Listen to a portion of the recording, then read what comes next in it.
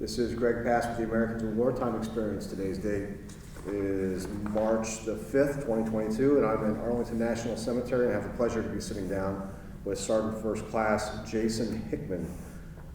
Thank you for joining us today. Absolutely. Can you give us your full name and where you were born?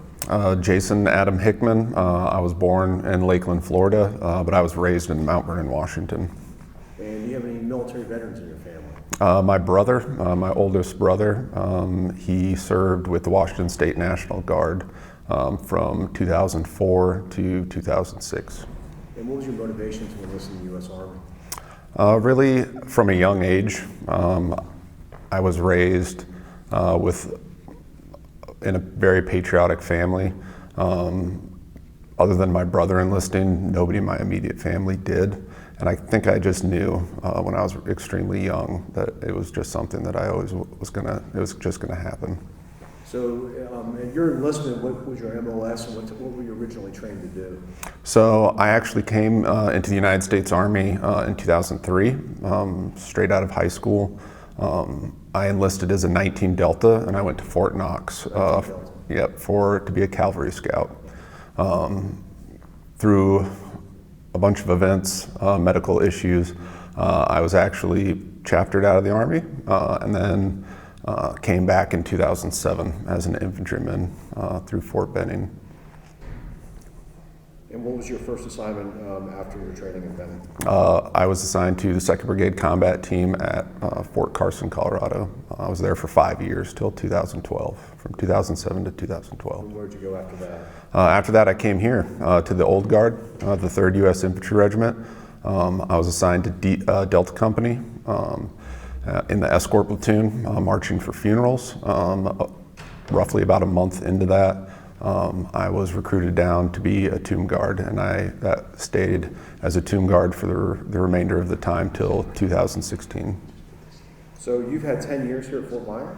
I have had, cumulatively, I have had probably 6 years here. So I left in 2016 to Fort Lewis, to the 2nd Brigade Stryker Combat Team, and then I did 2 years after that at Fort Sill as a drill sergeant, and then I came back here. So this is actually my 2nd time in the Old Guard. I'm going to make the assumption that not a lot of guys that are at Fort Myer have as much time here as you do. Is that right? Well, this is a kind of a specialty unit inside the Army. They have certain people here, certain MOSs that never even leave. So FDC, for instance, they spend their whole career here. So I wouldn't say I have the longest time, and there's a lot of people here that return. They do an assignment here, they really liked it, they like the area, they like the job, so they return in their career path, they come back. When was the first time that you observed the Tomb of the Unknown Soldier? Well, growing up with the Discovery Channel and the military channel always playing, I'd seen it on TV. Growing up over on the West Coast, we didn't travel a lot. So the actual first time I ever saw it was when I first got stationed here in 2012.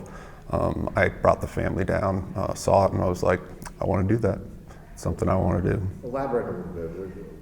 What was your first observation seeing it in person for the first time? I mean, the discipline, the sense of honor that you get from just watching it, to me, it stuck out more than any other thing that the Old Guard does.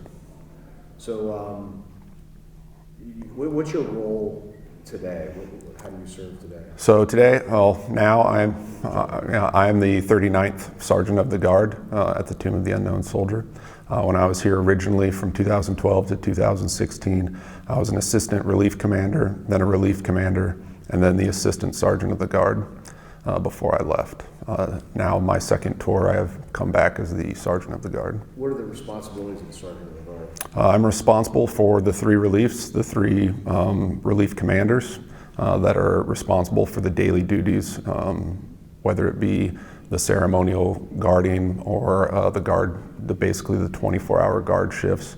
I'm responsible for the certification process of tomb guards to earn the Guard Tomb of the Unknown Soldier Identification Badge, and really the morale, welfare, and discipline of the platoon.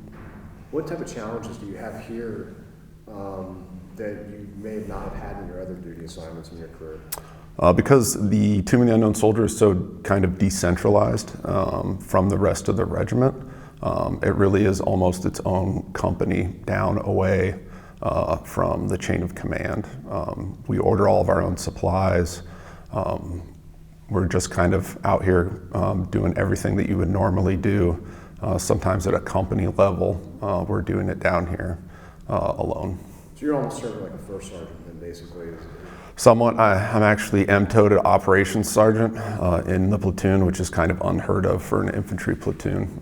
That person is actually more or less acts kind of more like the platoon sergeant does, and I'm over here making sure schedules are good, doing what a first sergeant would be doing, making sure con ops are good, making sure all the reporting is right. So it's kind of a really different platoon inside the United States Army. So I had the pleasure of speaking with a couple other leaders within the organization, and I shared with them that I'm a veteran myself, and in this current job I get to meet a lot of veterans and active duty guys, and I've never had conversations with such squared away young soldiers. That's a fact. I mean, I had a 21-year-old kid today, a 20-year-old kid yesterday. They're carrying themselves like they've been around for a lot longer than that. Very, very professional. What do you attribute that to? I attribute that really to, one, the training, but really the selection process that we go through to pick tomb guards down here. That's exactly the kind of individual we want and that we need to represent the Army to the United States and the world. So our selection process, we kind of get to pick and choose the best out of the litter from up top or from the old guard because we need that mature person. And then the training's very attention to detail. It is ongoing, whether you're at work or you're not. You have to be thinking like a mature adult to be successful down here. And if you're not, then you're not going to make it. So there's repercussions for, everything you do or don't do, especially as a grown-up, which makes you even more mature as you're raised. So I think the training kind of enhances it and gets it going and gets it in their mindset of saying, hey, if I don't do this, this is what's going to happen. What's great about it is it goes into other aspects of their life. And so when they leave here, they actually are usually more successful than the average soldier.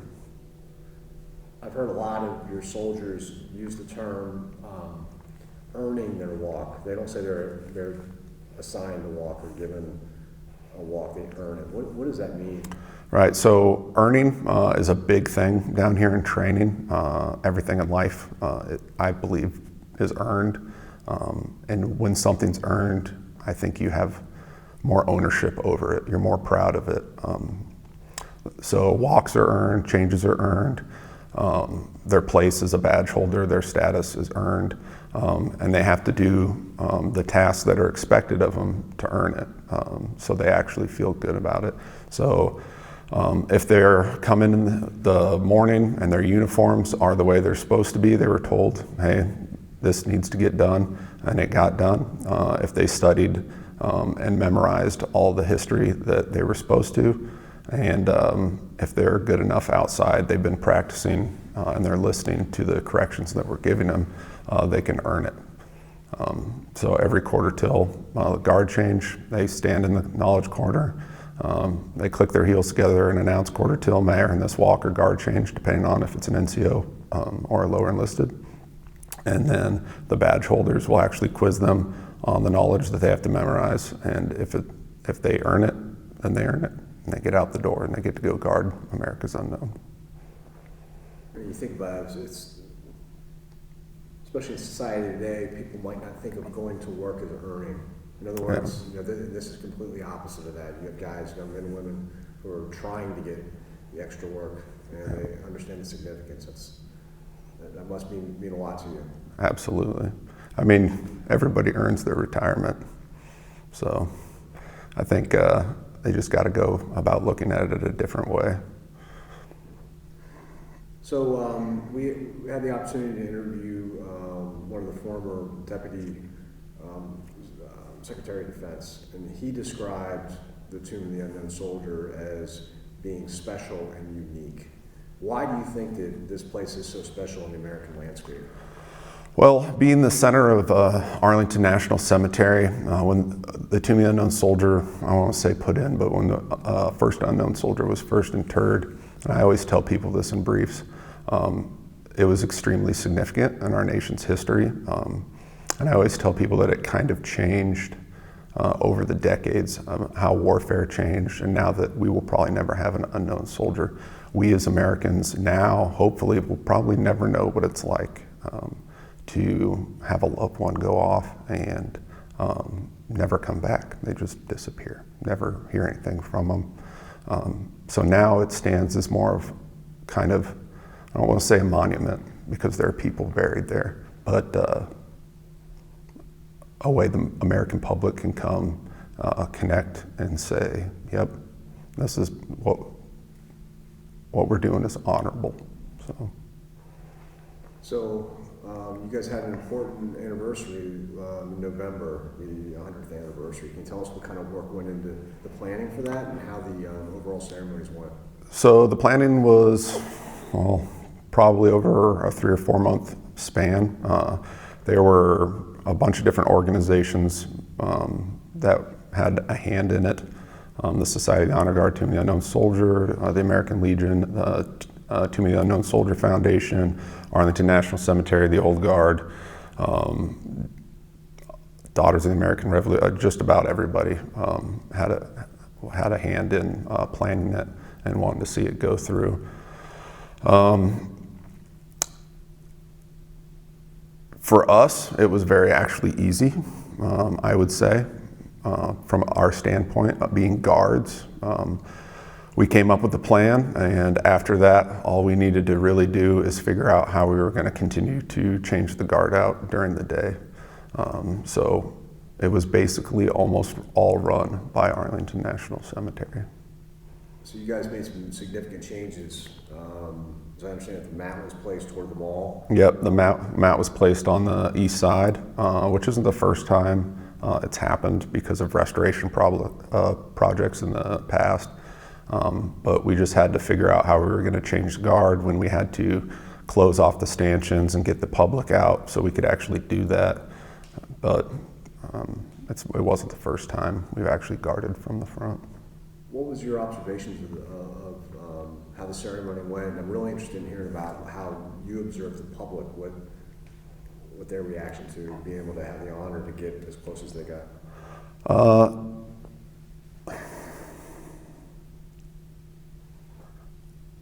I'd say the ceremony went great. We planned it. We didn't get to rehearse it, but we're really good at just kind of making stuff happen down here. We talked about it multiple times about what was going to happen, and it actually went pretty darn good, I would say, and so well that they're planning on probably doing another one here in the near future. The American public, I can't say more greater things about. We're guards here, and you run into those things that certain people are disrespectful, but they don't know they're being disrespectful because every society has their different outlooks on what happens in cemeteries. But the American people and everybody that really came to pay their tribute were just outstanding.